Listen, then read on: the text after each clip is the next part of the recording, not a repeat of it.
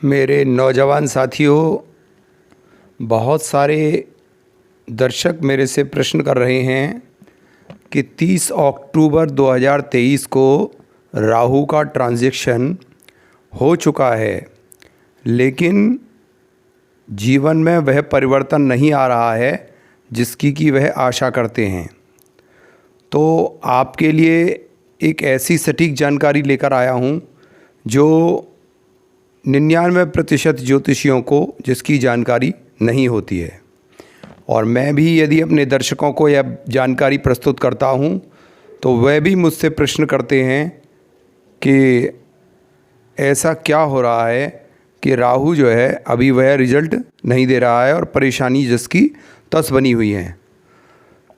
तो मेरे प्रिय साथियों, जो राहु का गोचर होता है वह अपने आप में, चाहे किसी जातक की दशा चल रही हो या ना चल रही हो, ज़्यादातर कुछ परसेंटेज में वह हर जातक को प्रभावित करता है। तो वीडियो मैं आपकी 15 मिनट की वीडियो बनाऊंगा, बहुत ही इंटरेस्टिंग वीडियो होगी। मेरे जो नौजवान साथी मुझे पहली बार देख रहे हैं वह मेरे चैनल को सब्सक्राइब करें, नोटिफिकेशन का बटन दबाना ना भूलें और साथ ही साथ वीडियो पसंद आने पर लाइक करें। तो दोस्तों, राहु एक पापी ग्रह है। सबसे बड़ी बात क्या है कि राहु का जब मेष राशि में एंटर हुआ है तो जो मेष राशि है वह राहु की अपनी राशि से षडाष्टक पड़ती है। यानी राहु जो है वह अपना कोई विशेष राशि का आधिपत्य नहीं रखते, लेकिन राहु कन्या राशि में, जो मेरा प्रैक्टिकल अनुभव है उसके आधार पर राहु को कन्या राशि में स्वग्रही माना जाता है। और अब विराजित हैं राहु मेष राशि में, यानी कि अपनी राशि से षडाष्टक योग बना रहे हैं। प्रिय नौजवान साथियों, कोई भी ग्रह यदि वह महादशा में चले और उसका जो अंतर्दशा नाथ है वह उससे छठा आठवां बैठा हो, तो यह अपने आप में बहुत अच्छी महादशा होने के बावजूद भी कुछ ऑब्स्टेकल्स, कुछ परेशानियों को लेकर अवश्य आपके समक्ष प्रस्तुत हो सकती है। तो ज़्यादा समय न गंवाते हुए सबसे पहले मैं आपको बताऊंगा कि राहु का ट्रू नोड और मीन नोड क्या है। मेरे नौजवान साथियों, जो राहु है वह यदि हम कुंडली लाइट वाले सॉफ्टवेयर में देखते हैं, जो कि बहुत पुराना और अनुभवी लोगों ने बनाया होगा, उसमें कहीं ना कहीं सेटिंग होती है कि मीन नोड का राहु और ट्रू नोड का राहु, या आप फाइल ऑप्शन में जाकर सेटिंग में जाकर देख सकते हैं। तो जिस तरीके से हम किसी लंबे सफ़र पर गाड़ी लेकर जाते हैं, तो मान लीजिए हमारा जो रूट है वह अलीगढ़ से लेकर आगरा तक का है, तो हम उस रूट को जो टाइम में डाइवर्ट करेंगे तो वह 150 किलोमीटर का रूट होगा। लेकिन ऐसा नहीं है कि हम रेगुलर 150 किलोमीटर जाएंगे ही। हम रास्ते में रुकेंगे कि भाई हमें चाय पानी पीनी है, नाश्ता करना है, या फिर मान लीजिए किसी भी प्रकार से गाड़ी में भी कोई ना कोई फॉल्ट आ सकता है। इसी प्रकार जब कोई ग्रह लंबे समय तक एक राशि का भोग करता है, तो वैसे तो राहु को 18 माह तक के लिए ही माना जाएगा कि जो टाइम ड्यूरेशन है, यानी कि यदि मैं आपसे कहूँ कि मथुरा या अलीगढ़ से आगरा जाना है या मथुरा जाना है, तो वो दोनों लगभग 150 किलोमीटर पड़ेंगे। तो जो हमारा समय बीच का होगा जिसमें हम नाश्ते के लिए उतरेंगे या किसी भी चीज़ के लिए हम समय थोड़ा बहुत बीच में रेस्ट भी कर देते हैं, तो ऐसे ही बिल्कुल ग्रहों का अपनी चाल होती है। दोस्तों, राहु पिछले 22 अप्रैल से 2022 से मेष राशि में चला है और यह पूरी तरीके से अपने ट्रू नोड में 5 दिसंबर 2023 तक जो है चलेगा।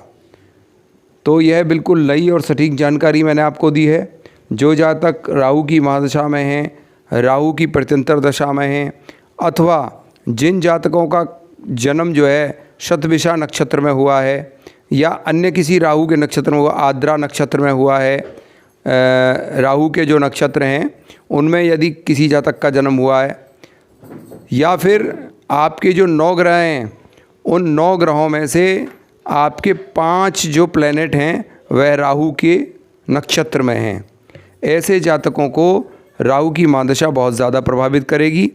दोस्तों, राहु जो है एक कॉन्फ्यूज़न क्रिएट करने वाला ग्रह है। यह अगर बीमारी देता है तो इस तरीके की देता है कि जातक अब कन्फ्यूज़ रह जाता है। और इसके अंदर एक चीज़ और है कि यह एम्पलीफायर है। यह जहाँ बैठता है उसके प्रभाव को 10 गुना बढ़ा देता है।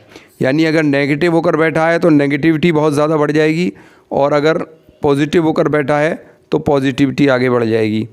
तो जो दोस्त मेरे यह सोच रहे हैं कि भाई राहु अक्टूबर से मीन में आ गया और हमें कहीं ना कहीं बहुत अच्छे रिजल्ट नहीं दे रहा है, दोस्तों एक बात और मैं आपको यहाँ बता दूँ कि काल पुरुष में राहु इस समय मेष राशि और तुला राशि में केतु चल रहे हैं।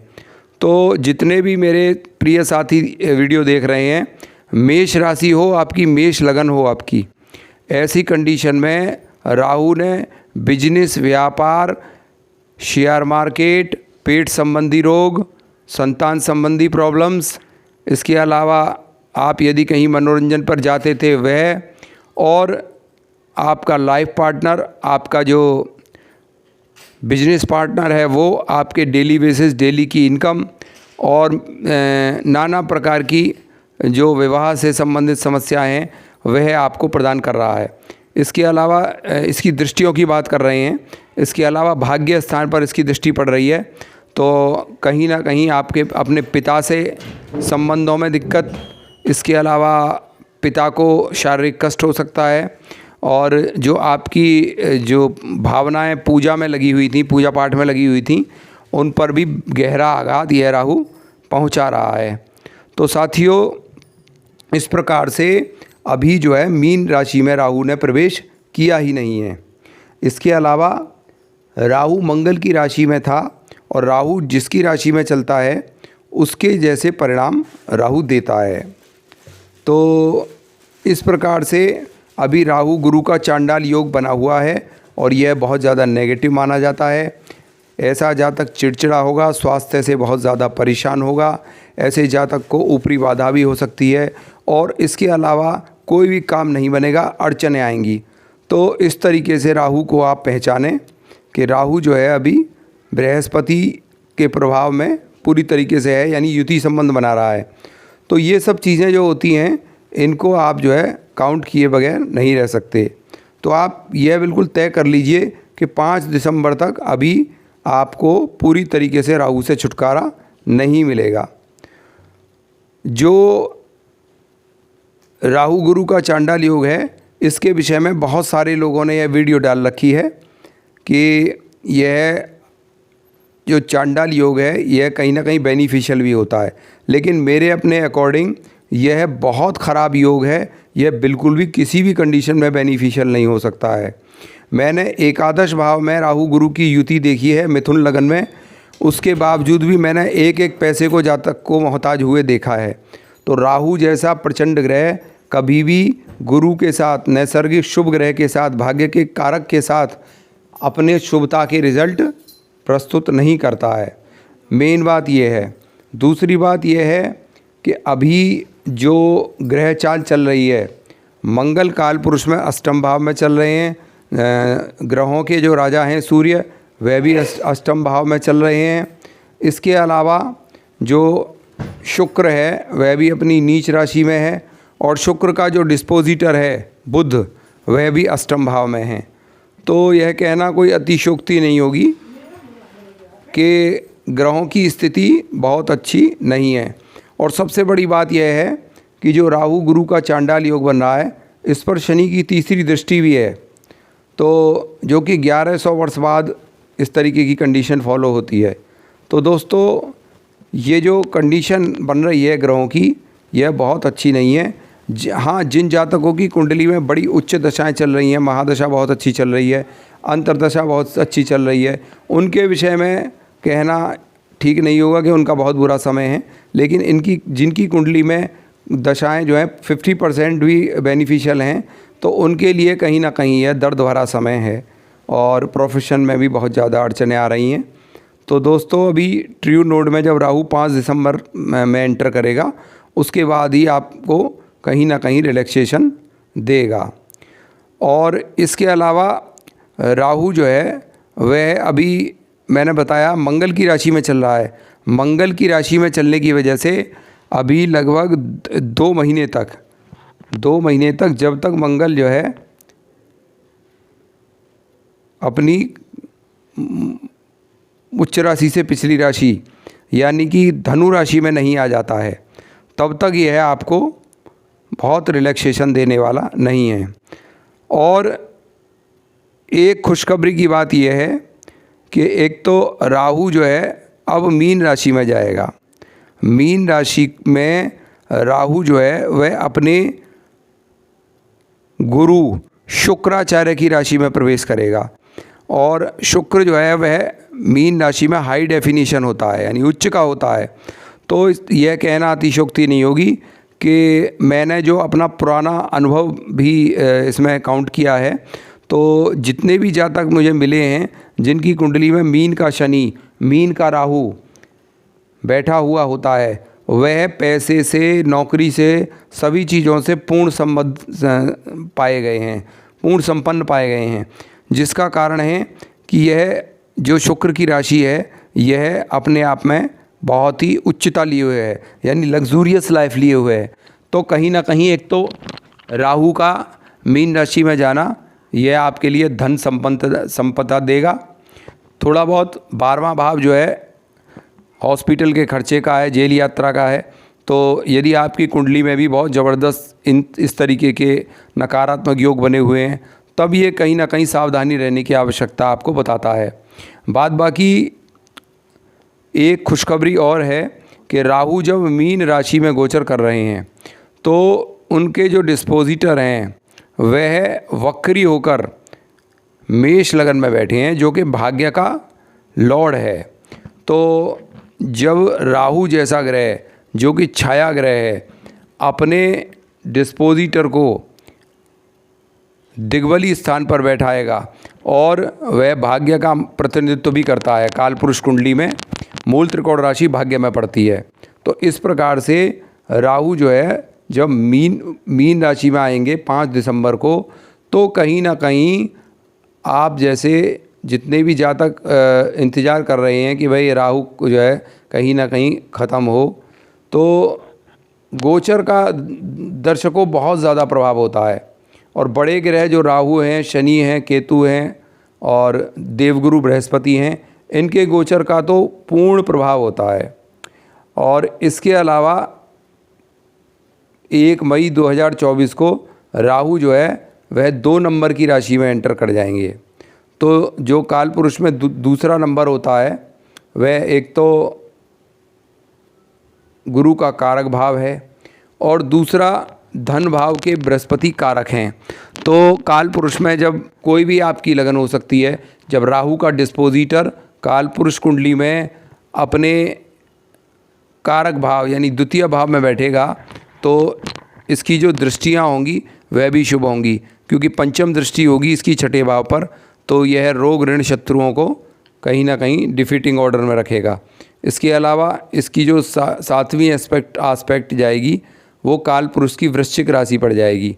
और वृश्चिक राशि जो है वह आयु को दर्शाती है, जमा धन को दर्शाती है और अनेक प्रकार की जो डीपली रिसर्च होती हैं उनको दर्शाती है, ऑब्स्टेकल्स को दर्शाती है। तो वो दृष्टि भी काफ़ी अच्छी होगी। और इसकी जो 9वीं दृष्टि आएगी वह आएगी आपके कैरियर हाउस पे। तो ओवरऑल राहु का जो मीन राशि में गोचर होगा वह मेष राशि के गोचर से 100 गुना फलदायी होगा, ऐसा मुझे विश्वास है। क्योंकि मंगल जो है एक एग्रेसिव प्लैनेट है और राहु खुद एग्रेसिव प्लैनेट है, एक राक्षस है। तो उसका मेष राशि में जाना कहीं से भी शुभ नहीं था। तो अब आप ऐसी उम्मीद कर सकते हैं कि आने वाला जो समय है यानी कि 5 दिसंबर के बाद जब ट्रू नोड में राहु आ जाएंगे तो उत्तरोत्तर धीरे धीरे आपकी सारी समस्याओं का हल आपको मिलेगा। और इसमें एक बात और जोड़ दूं कि राहु जो है उसका जो स्वभाव है वह हमेशा वक्री चलता है। मित्रों, सूर्य और चंद्रमा ये तो एक स्थिर कारक ग्रह हैं, तो ये तो जो है हमेशा मार्गी चलते हैं। इसके अलावा आपका मंगल है, बुध है, बृहस्पति है, शुक्र है, शनि है, ये 5 ग्रह जो है हमेशा कभी वक्री होते हैं, कभी मार्गी होते हैं। लेकिन वो राहु जो है वह कहीं ना कहीं वक्र अवस्था में चलते हैं। तो अब तक राहु वक्र अवस्था में चलकर मेष राशि और धनु राशि को प्रभावित कर रहे थे, यानी कि 50% तो वह अपनी राशि के दे रहे थे रिजल्ट, यानी कि मेष राशि के, और 50% रिजल्ट दे रहे थे वह मीन राशि के। इसी परिप्रेक्ष्य में देखा जाए तो जब राहु मीन में पहुंच जाएगा तो वह 50% रिजल्ट देगा कुंभ राशि के। और कुंभ राशि, जैसा कि आपने सुना है कि राहु शनिवत राहु कुजवत केतु, तो यानी कि जो राहु है वह शनि के समान होता है। और जब वह अपने शनि की मूल त्रिकोण राशि जो कि काल पुरुष का लाभ भी है उसके 50% रिजल्ट शो ऑफ करेगा, तो ऐसा हो ही नहीं सकता है कि जो जातक राहु की महादशा में हैं उनको लाभ ना हो, या चंद्रमा जिनकी कुंडली में राहु के नक्षत्र में है उनको लाभ ना हो। तो दोस्तों, वीडियो काफ़ी लंबी हो गई है, मैंने बड़ी सटीक जानकारी आपको प्रदान की है। आप मेरे वीडियो पर मुझे लगातार प्यार दे रहे हैं, मेरे चैनल को बढ़ा रहे हैं, आपका कोटि कोटि धन्यवाद। आप आगे भी मेरे रोचक विषयों से संबंधित वीडियो को इसी तरीके से देखते रहेंगे, ऐसी मुझे आशा है। जय हिंद, जय भारत, जय माता की।